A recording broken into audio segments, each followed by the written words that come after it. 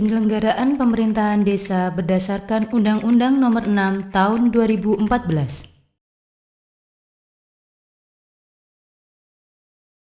Desa ditempati sekelompok penduduk yang umumnya petani dan bekerja di sektor pertanian. Mereka hidup rukun, aman, dan damai. Mereka mempunyai budaya tolong-menolong dan saling membantu yang terkenal dengan istilah gotong royong. Undang-Undang Nomor 6 Tahun 2014 tentang desa dalam penjelasannya menyatakan bahwa desa dan desa adat dibentuk berdasarkan konstruk pemerintahan campur sari, yaitu gabungan antara self-governing community dengan local self-government atau tepatnya komunitas yang dinegarakan. Pemerintahan campur sari ini, kepala desanya dipilih oleh rakyat secara langsung sebagai kelanjutan kebijakan Raffles di bawah Revenue Instruction 1814 Junto Statblad nomor 212 tahun 1907. Perangkat desanya bukan aparatur sipil negara, tapi aparatur badan hukum sosial politik desa yang diangkat oleh kepala desa dari rakyat desanya.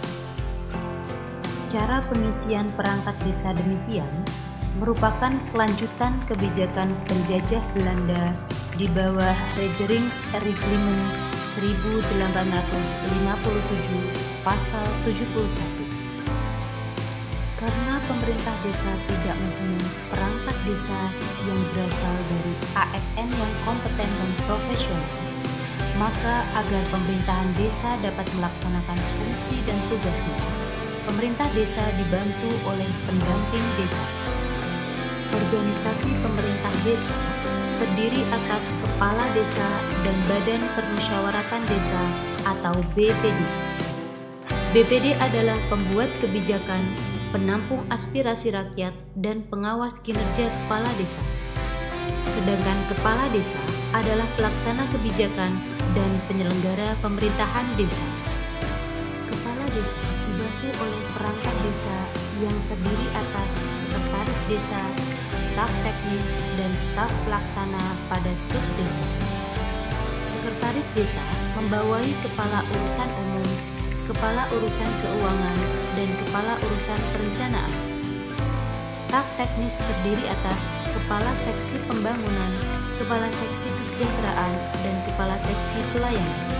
Di samping dibantu oleh sekretariat dan staf teknis, kepala desa juga dibantu oleh staf kewilayahan, yaitu kepala dusun. Kepala dusun membantu kepala desa melaksanakan tugas pemerintahan dan pembangunan di wilayahnya. Untuk membantu kelancaran kegiatan pemerintahan, di samping dibantu oleh pendamping desa, pemerintah desa juga dibantu oleh lembaga kemasyarakatan desa atau LKD. Negara membentuk lembaga kemasyarakatan desa, yaitu RT, RW, PKK, Linmas, Karang Taruna, yang merupakan kelanjutan lembaga kemasyarakatan buatan penjajah Jepang, yaitu Tonarigumi atau RT, Aza atau RW, Fujinkai atau PKK, Heiho dan Keibondan atau Linmas, dan Seinendan atau Karang Taruna. Negara juga mempertahankan lembaga kemasyarakatan warisan Orde Baru, yaitu Perkumpulan Petani Pemakai Air atau P3A, dan Kader Pembangunan Desa atau KPD. Negara juga mempertahankan lembaga kemasyarakatan desa era awal reformasi, yaitu Lembaga Pemberdayaan Masyarakat Desa atau LPMD dan lembaga adat. Kegiatan pemerintahan desa dimulai dari pemilihan kepala desa oleh rakyat secara langsung. Kebijakan ini sudah berumur 215 tahun karena pertama kali ditetapkan oleh Raffles pada 1814. Setelah kepala desa dilantik oleh bupati, maka kepala desa langsung memimpin penyelenggaraan pemerintahan desa. Kegiatan pemerintahan desa dipimpin oleh kepala desa dan dibantu oleh perangkat desa dan pendamping desa. Perangkat desa di bawah koordinasi sekretaris desa. Pemerintah desa harus membuat kebijakan pembangunan jangka menengah atau RPJM, rencana kerja pembangunan tahunan atau RKP, dan anggaran pendapatan dan belanja desa atau APBDes. Untuk membangun desa dimulai dari musyawarah desa yang diikuti oleh anggota BPD, kepala desa, perangkat desa, kepala kemasyarakatan desa, tokoh masyarakat, misalnya ulama dan tokoh ketua adat. Musyawarah desa membahas dan menerapkan RPJM, RKP, dan RAPBDes. RPJM, RKP, dan APBDes disahkan. Pemerintah desa mempunyai dasar hukum untuk menyelenggarakan pemerintahan, pembangunan, dan pemberdayaan. Setiap tahun, pemerintah desa mendapatkan anggaran dana desa dari APBN dan alokasi dana desa atau ADD dari kabupaten atau kota. Untuk melaksanakan kegiatan pemerintahan, pembangunan, dan pemberdayaan, kepala desa menggerakkan masyarakat melalui lembaga pemasyarakatan desa yang dibentuk negara, yaitu RT, RW, Karang Taruna, PKK, Linmas, P3A, LPM, KPD, dan lembaga adat.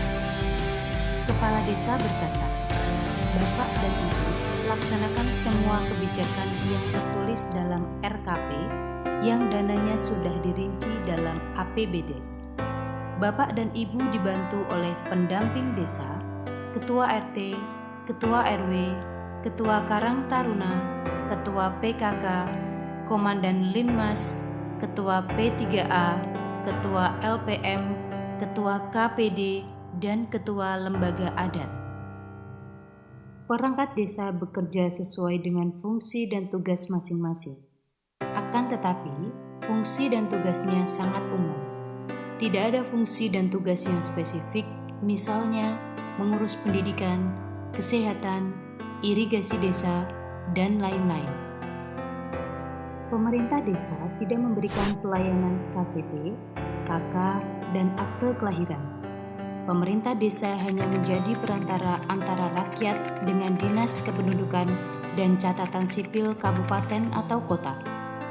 Pemerintah desa hanya memberi surat pengantar kepada penduduk desa yang mengajukan permohonan mendapatkan KTP, KK, dan akte kelahiran. Struktur organisasi pemerintah desa tidak dilengkapi dengan bagian atau departemen yang mengurusi kesehatan. Untuk mengatasi hal ini, negara membentuk lembaga kemasyarakatan desa, PKK yang dipimpin oleh istri kepala desa. Salah satu kegiatan PKK adalah memberikan pelayanan kesehatan kepada ibu-ibu hamil dan anak bawah 3 tahun. Kegiatan ini dilaksanakan di pos pelayanan terpadu. Struktur organisasi pemerintah desa tidak dilengkapi dengan bagian atau departemen yang mengurusi pendidikan masyarakat. Untuk mengatasi hal ini, negara membentuk Lembaga Kemasyarakatan Desa (LPM) atau Lembaga Pemberdayaan Masyarakat. Salah satu kegiatan LPM adalah memberikan pelatihan-pelatihan kepada warga desa agar mempunyai kemampuan menolong dirinya sendiri dari sisi ekonomi. Pemerintah desa tidak mempunyai kewenangan mengatur dan mengurus urusan pemerintahan bidang kesehatan.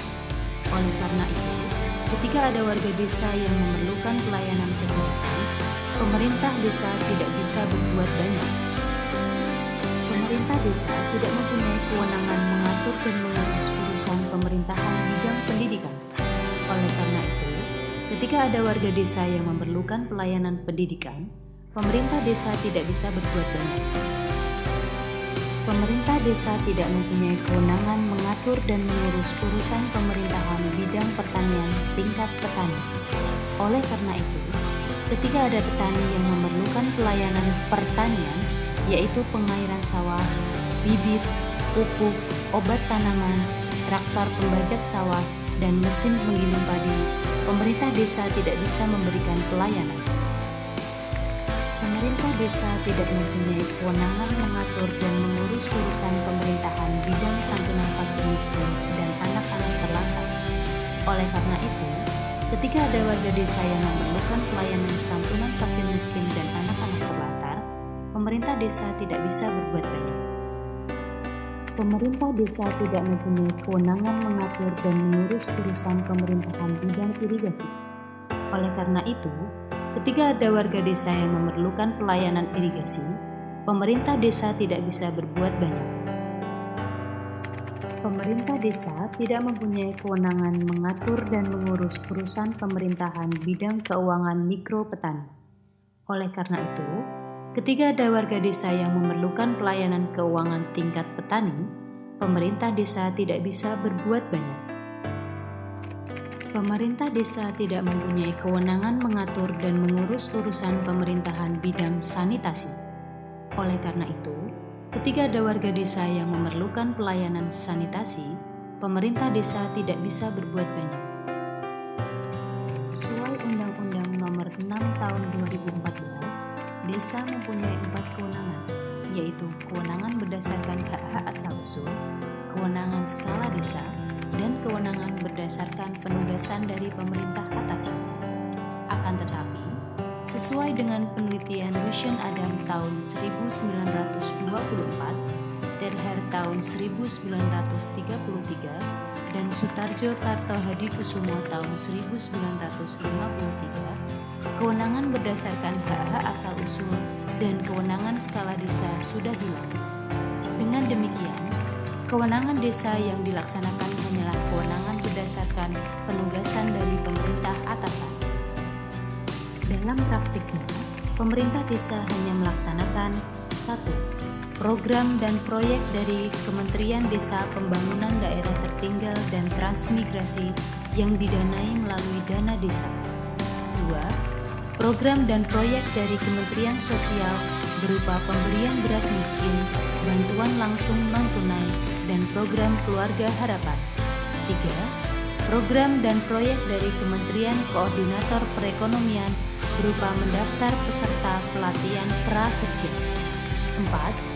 Membagi kartu sehat, kartu pintar, dan kartu-kartu lain dari pemerintah pusat dan pemerintah kabupaten atau kota. 5. Program dan proyek dari kabupaten atau kota yang didanai dari alokasi dana desa yang bersumber dari APBD. Rakyat desa tidak mengawasi langsung kepada pemerintah desa. Rakyat desa hanya bisa menitipkan pengawasan kepada BPD, Badan Permusyawaratan Desa. Akan tetapi, pengawasan yang dilakukan BPD hanya monitoring dan evaluasi terhadap kinerja kepala desa sehingga tidak mempunyai kekuatan korektif atas kebijakan yang dibuat secara umum. Pengisian anggota BPD bisa melalui pemilihan oleh rakyat, tapi juga bisa melalui musyawarah mufakat. Akan tetapi, sebagian besar pengisian anggota BPD tidak melalui pemilihan oleh rakyat. BPD mirip dengan DPRD kabupaten.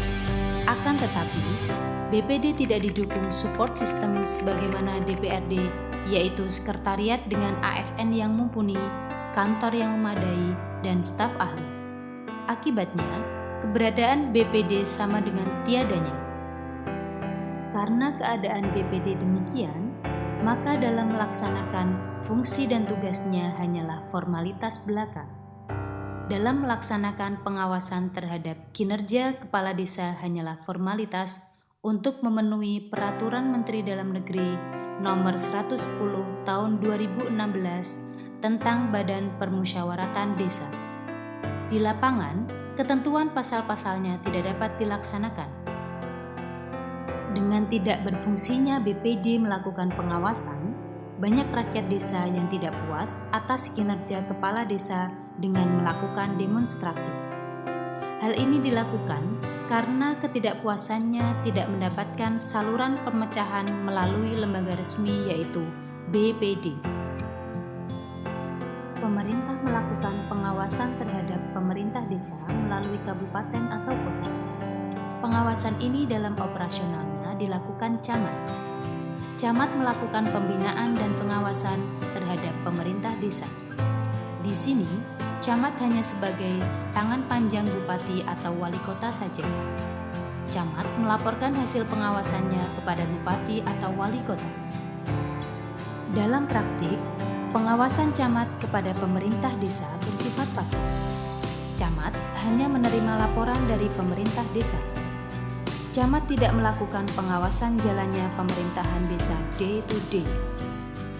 Camat baru melakukan investigasi kepada pemerintah desa jika terjadi kasus yang mencuat dan heboh di publik. Akibatnya, penyelenggaraan pemerintah desa yang tidak menaati hukum, melanggar SOP, menyalahgunakan kewenangan, mengkorupsi dana desa asal tidak mencuat dan heboh di publik tetap dibiarkan berjalan.